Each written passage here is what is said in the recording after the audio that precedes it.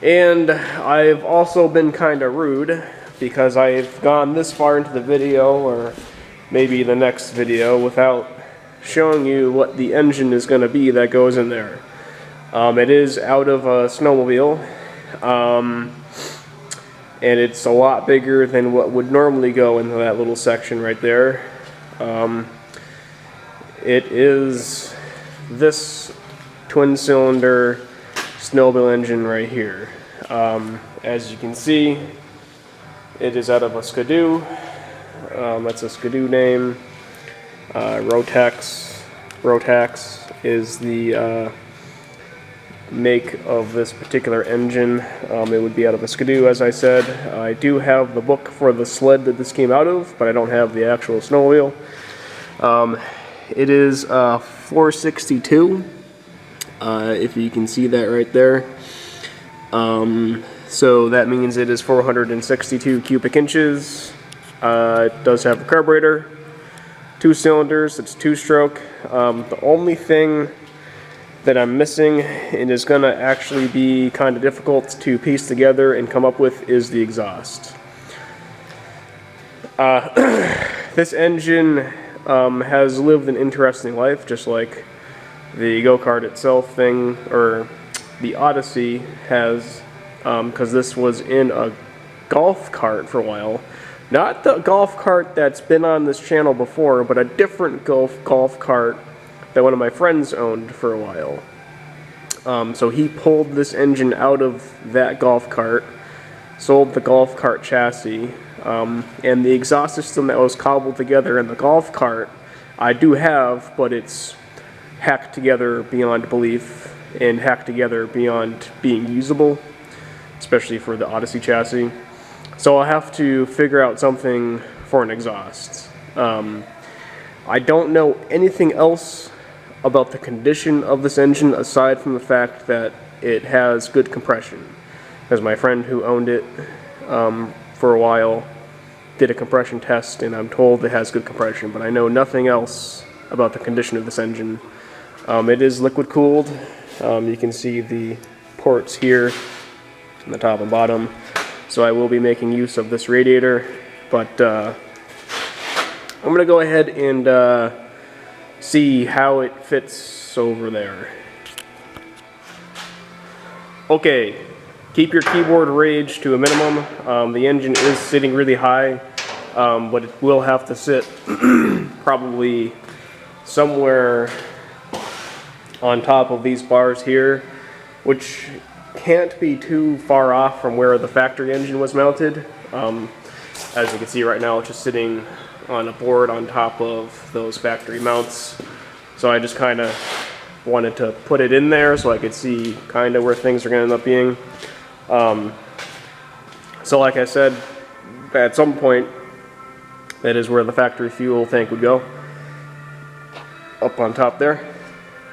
And then somebody had added some mounts for this radiator that fits really nicely on the back of the frame here, so I can make use of all that stuff.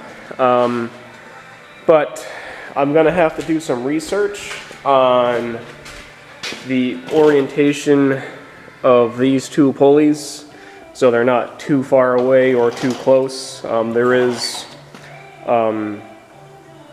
some, not math, but there are some parameters that the belt, or that for belt fitment based on thickness, length, and whatnot, and stuff like that. So I'll have to do some research about how far away those pulleys have to be, which is really what's going to finalize the position of my engine here, top to bottom or forwards and back. I don't really want to push it too far forwards because I have no idea what the exhaust system is going to do on this. So if I could kind of keep it further back and sort of wind it up on top of the driven pulley, I should be kind of okay for my exhaust, hopefully. So I'm gonna eat lunch and see if there's some reading or video watching I could do about the pulley parameters there, for lack of a better word. Alright, I found an online calculator that will tell you the distance that the two sheaves have to be apart based on the belt length that you're going to use and the diameter of the drive pulley and the driven pulley. So you can see that with the belt on the lower sheave, you can see that this pulley is going to have to be in here somewhere. And the distance from the center of this pulley and the center of this pulley is going to have to be about 7 3/4 of an inch. So that is right about in here. So that means that this whole thing will end up sitting like here-ish, hopefully. So that's, you know, put the keyboard back down, the engine will be a lot lower. Okay, so after a trip to the hardware store around the corner, I got some bolts so I can mount the engine to the plate that the engine came with, and I can now go ahead and take the engine and slide it over into this chassis and sort of get a final idea of where everything is going to be. This mount is what would then get mounted to the snowmobile chassis. So it has some slotted holes on the front and the back to do pulley alignment and belt tension and whatnot. So my plan is to make use of this plate and make motor mounts to line up with all 4 holes somewhere in the back here where the factory motor mounts would kind of be-ish. Well, not where the factory motor mounts would be, but on the sort of tower situation that's going on here. And yeah, it turns out that this motor plate only fits one way. It's not reversible. I guess I could flip it upside down if I needed to or wanted to, but I don't know that I have the need to do that. But that is an option if I have to. So yeah.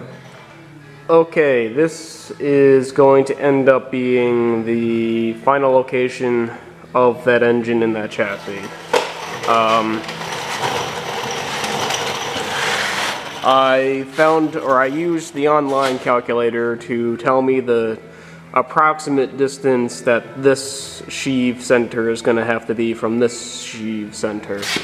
My measurements were only approximate. I attempted to see if I could find the exact diameter of each of those sheaves, but I was probably only able to be exact, you know, to like a 1/2 of an inch. So the online calculator got me in the ballpark, and then I had to adjust up or down to get the final location so it has the proper amount of belt tension around both sheaves, according to what you would normally do if you had a snowmobile. You know, as you can see, the engine is much lower than where I had it before, so you can calm down.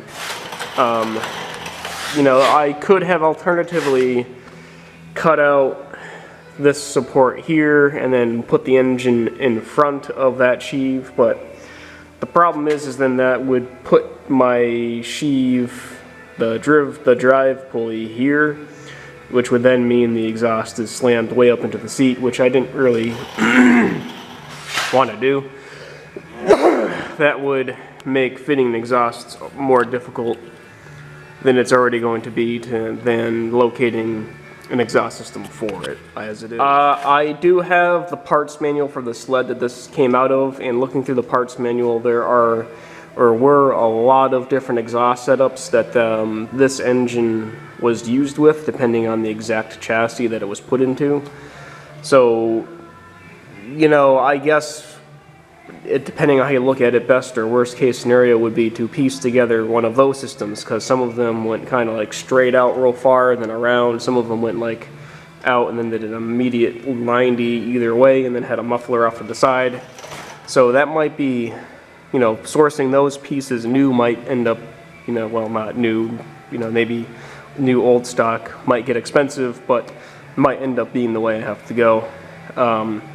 But yeah, anyways, I have a lot of space here for the fuel tank. I'm probably not going to end up using the fuel pump since it's going to probably have enough gravity feed to fill the carburetor bowl without having to pump it from anywhere. My radiator is up here, obviously. Nothing special about that. I'll have to see if I can find a fan to push or pull air across that to make sure I have adequate cooling. The carburetor would normally go here, but obviously this is in the way, so I'm going to have to chop this lower.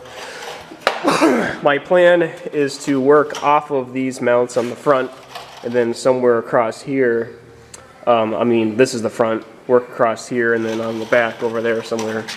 I'm going to have to go ahead and reinforce this a bit because this has got a lot of wiggle. So I could probably run some supports from here to the chassis with tube, or I could run gussets this way. I think this would probably be a worse looking option. I think running tube from here to here, you know, maybe just schedule 40 from the home of Dapa would work. Then I can also go ahead and do actual welds in these corners and maybe put some extra gusseting here to give the back section of this Odyssey some extra support so it can handle that power that puts out. So yeah, so anyways, this is about what it's going to end up looking like, and it is definitely an Odyssey. It's got the original Odyssey, you know, stickering or lettering right there. Obviously, that's my battery box slash electronic nest. So the wiring is going to be fairly simple, I guess. This engine doesn't have electric start, so I'm not even going to have to worry about doing a starter. Just going to be on and off switch and a kill switch. And then I guess working off of the stator that's in this engine to recharge the battery so I could run, I don't know, lights, I guess. But yeah. Oh, and it appears that the cable is free, and it is just the caliper that's stuck, so hopefully I can free that up. But yeah, we'll pick up here tomorrow, the day after, or for you, maybe the next second. Okay, it is now the next day, and I'm here working on the Odyssey again. As you can see, I have jacked up one of the sides so I could get the chassis level, so then I could use the level chassis to then level off the engine. So I used some high-tech eyeballing with rulers, tape measures, and a level, torpedo level to be exact, and I got the engine aligned as much as I'm ever going to get it aligned.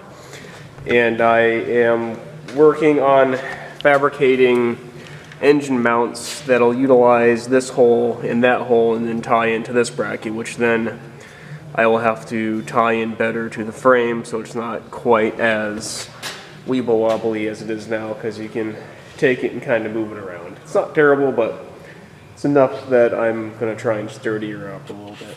So this is the bracket that I came up with for the left side of the chassis motor mount. I went and found a nice piece of 3/16 inch steel and went and chopped out a couple chunks of it, and this is the first one that I made. It started off as a piece like this, and I made a couple slices in it, bent it, and then, well, slices as in I sliced it probably like 3/4 of the way through, then I bent it, and then I welded it back. I've done this before when I've been building stuff in my Jeep. I'll weld a couple spots on the back side, and then flip it over and do a full seam on this side, and it holds its shape pretty good. Then I made a stud so that I can then put a nut on there. So I'm going to do the same thing, similar idea, just for the right side engine. Similar bracket, but for the right side of the engine on the rear.